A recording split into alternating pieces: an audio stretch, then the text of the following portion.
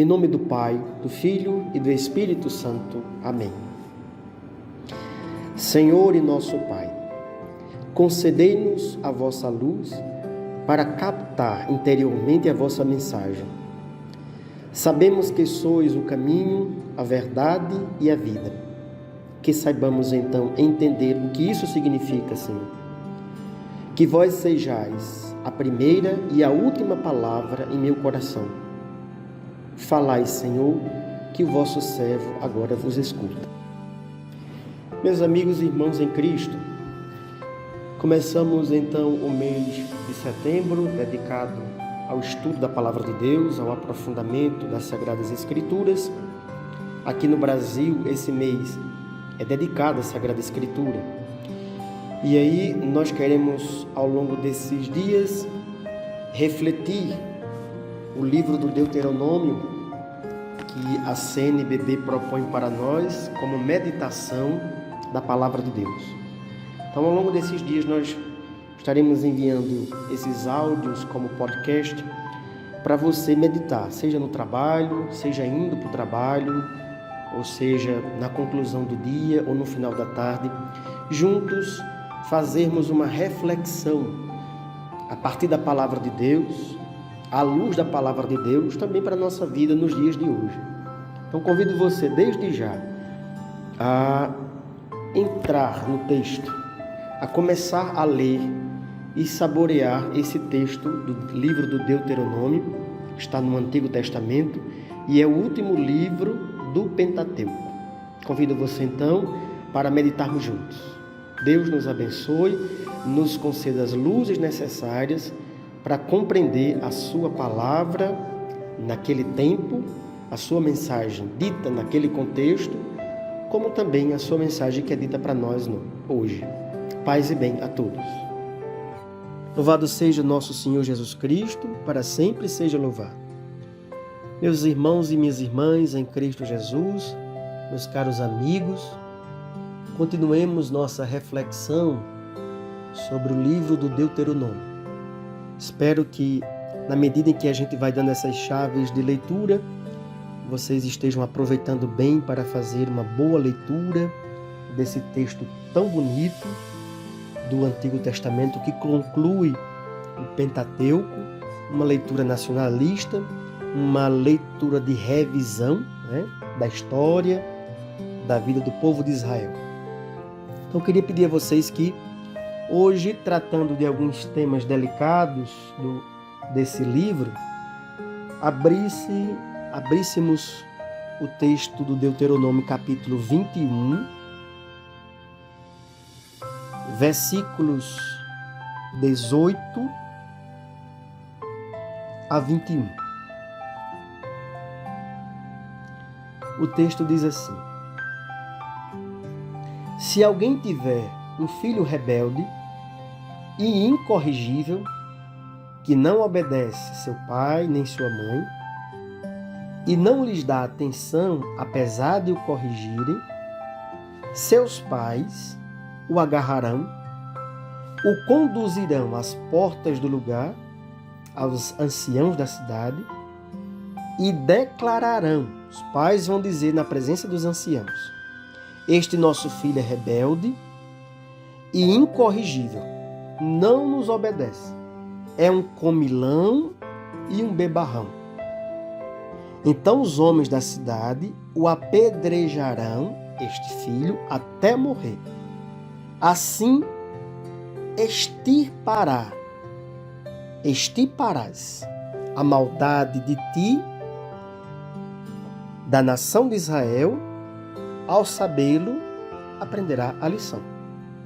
Como entender um texto desse, uma perícope dessa, sabendo que Deus é apresentado como Deus da aliança, Deus do amor, Deus da vida, e de repente nós nos esbarramos com um texto como esse? Há um outro que vamos citar nesse momento. Vejamos esse outro texto, capítulo 22, versículo 22. Está dentro de um bloco de questões de relações sexuais, que diz assim, é sobre o adultério. Se surpreenderem alguém deitado com a mulher de outro, os dois terão de morrer. Aquele que se deitou com ela e a mulher. Assim extirparás a maldade de ti. Acho que a gente lembra dessa cena quando aquela mulher foi lançada aos pés de Jesus, que foi pega em flagrante adultério. Os fariseus e os mestres da lei querem apedrejá-la, né, até a morte. É um preceito do Antigo Testamento.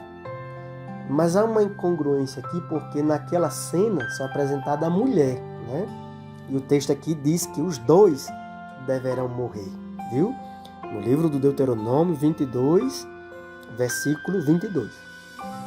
Vamos a outro texto.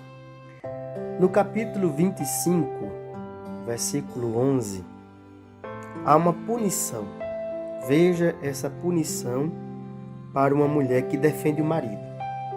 O texto diz assim: se o homem estiver brigando com seu irmão e se aproximar a mulher de um deles, e para defender seu marido daquele que está lhe dando socos, ela estender a mão e agarrar o outro por suas vergonhas, tu lhe cortarás a mão sem compaixão.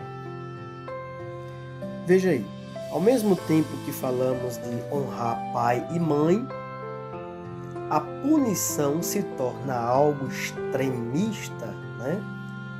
E leva-nos ao pecado leva-nos ao delito de um outro pecado: não matarás.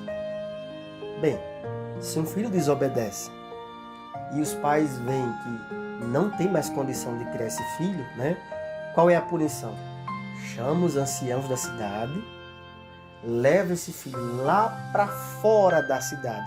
Veja a ideia do fora.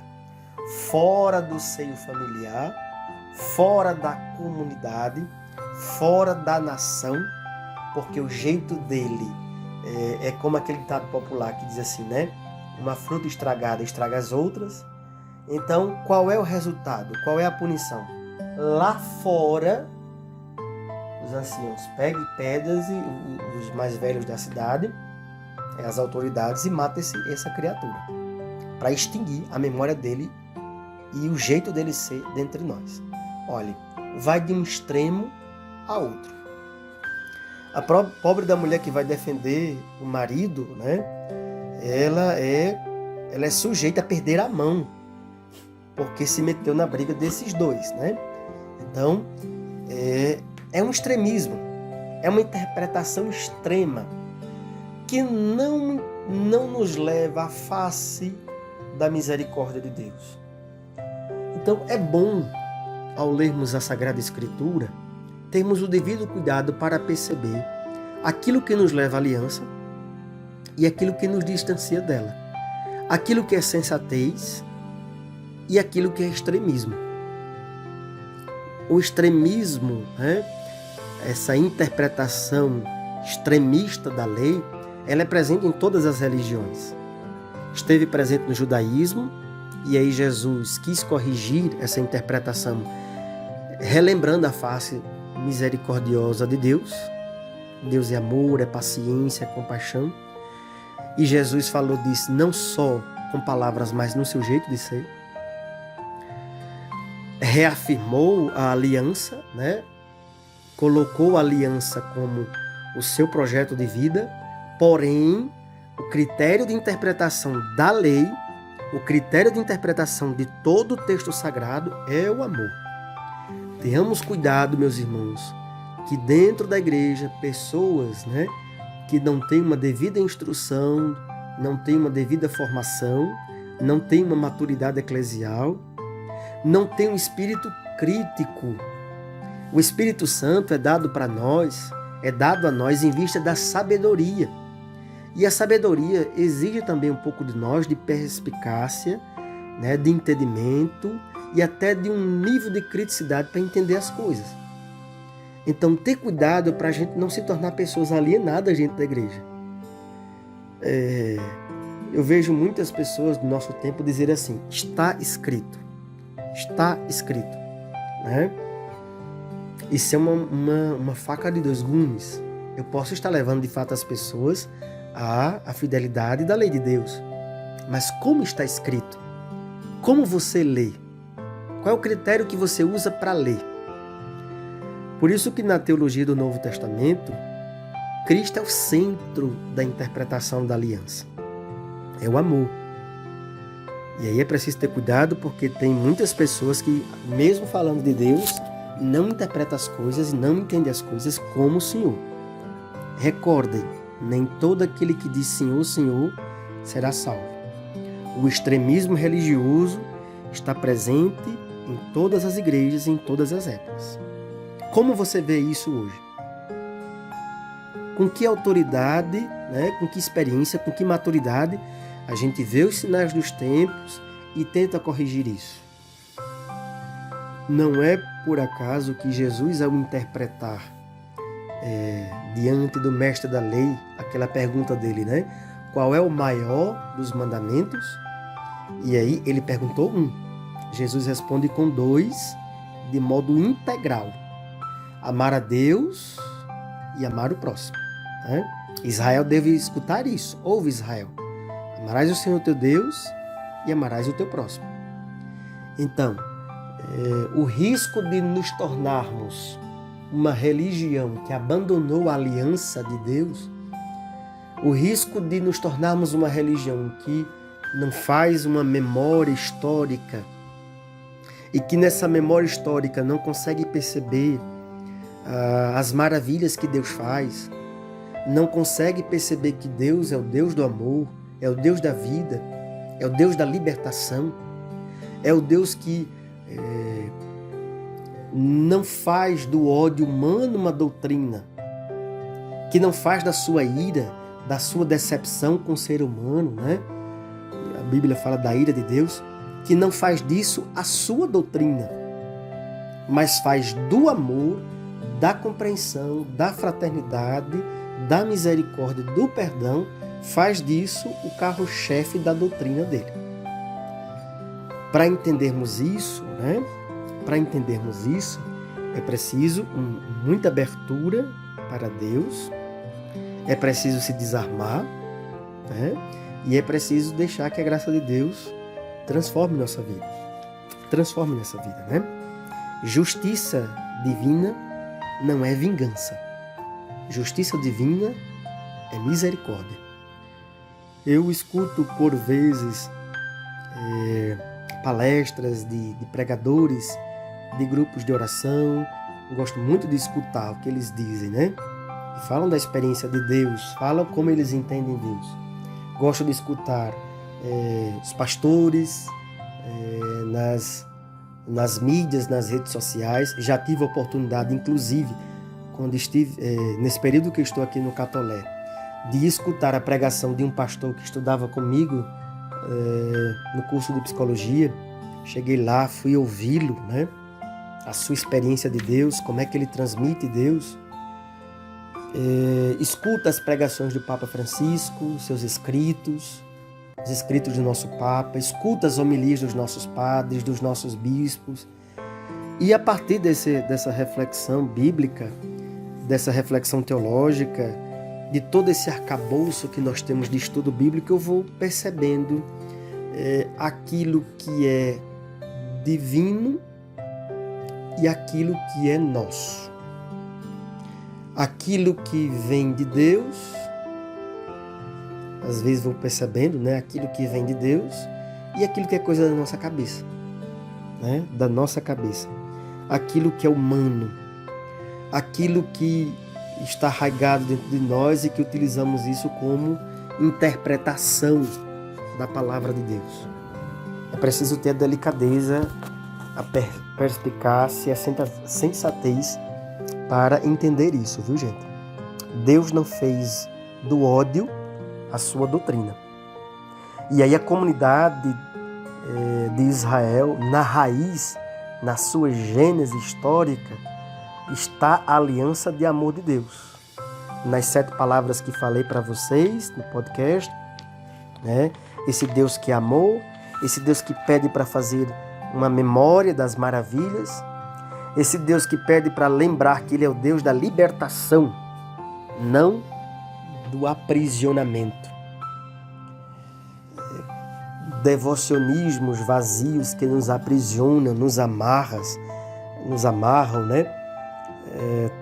Até Jesus reclamava de que os fariseus e os mestres da lei viviam se atando de trechos das Escrituras em pedaços de panos, chamados de filactérios, que eles colocavam sobre o corpo, enfeitavam as casas, suas roupas, né, para dizer da sua expressão religiosa. Jesus, na verdade, via naquilo ali um aprisionamento. Tudo aquilo ali são mentes aprisionadas em angústias, em vivências mal resolvidas, né? E aí o campo da psicologia, que fazemos ponte entre psicologia e a filosofia cristã, e temos essa reflexão. Na verdade, são angústias humanas, de questões que nos afligem pessoalmente, e que a gente usa isso como viés de interpretação da religião, das coisas sagradas e das coisas divinas. Nós, com nossos problemas, nossos moídos, nós não somos o centro da interpretação da lei de Deus. Somos até destinatário, né? Destinatário da aliança e do amor de Deus. Mas nós não podemos fazer de nossos pensamentos uma doutrina que prevaleça sobre as outras. O critério já nos foi dado. Jesus diz ao mestre da lei, né? Que o amor a Deus e o amor ao próximo é o que resume toda a lei e os profetas. Então está aqui a chave de leitura. Então, ao nos depararmos com essas citações bíblicas temerosas, desses textos violentos que nós encontramos na Bíblia, lembre-se disso. O que é humano e o que é divino. A Bíblia, nós dizemos que é palavra de Deus porque contém palavra de Deus. Tem emoções espirituais ali, tem revelações de Deus. Mas não é revelação de modo mágico. É revelação no sentido de que Deus se apresentou como Deus da misericórdia. E quem é fiel a essa aliança de amor, produz vida na sua vida e aonde passa. E nas diversas realidades da sociedade que ele está envolvido, né? A família, a igreja, a política. Ele leva para fora de si aquilo que ele experimentou dentro dele. Ok? Então espero que essa reflexão ajude a compreender também alguns outros textos bíblicos que nos causam estranheza, certas condenações, certos apedrejamentos, exclusões, né? No que nós chamamos hoje de xenofobias, preconceitos e violências de extremismo religioso, nosso ódio, né, pelo diferente. Muito cuidado, muito cuidado. Há coisas que não vêm de Deus, mesmo que pareça vir. Nem tudo que parece ser é. Nem tudo que parece ser é.